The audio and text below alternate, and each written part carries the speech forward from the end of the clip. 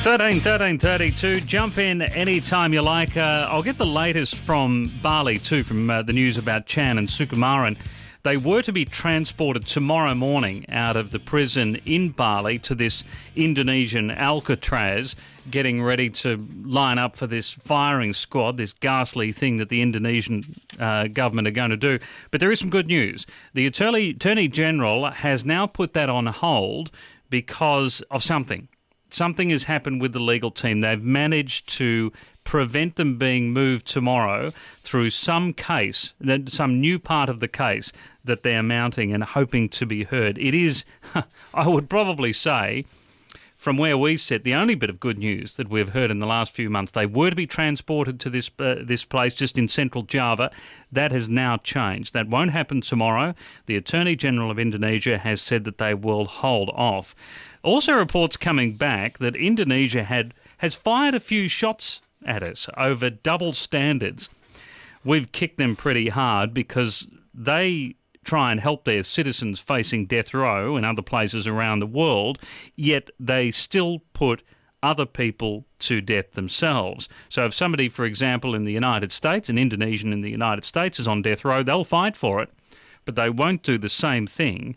Or they look at us with blank faces when we talk to them about two Australian citizens come here. But there's a form of response here. A spokesperson for their foreign ministry says that we have left it too late to care for the two Australians. This is what they said, reported by the Guardian newspaper. A spokesperson for Foreign Affairs Indonesia said, when we try to assist our citizens, we are facing the same predicament abroad. We assist them from the very beginning. We ensure they get all the access to the legal systems to make sure they get a fair trial from the very beginning. That's how we protect citizens abroad. If countries were serious about ensuring the protection of their own citizens, they would have done it from the very beginning and not at the last stage when the decision has been taken by the courts. This was not a political decision. It was the court's decision to hand out the penalty. So that's what the Foreign Affairs Minister says. Now, to read into that, it's not too difficult. It just says, if you wanted to protect these guys, why didn't you do it from the start?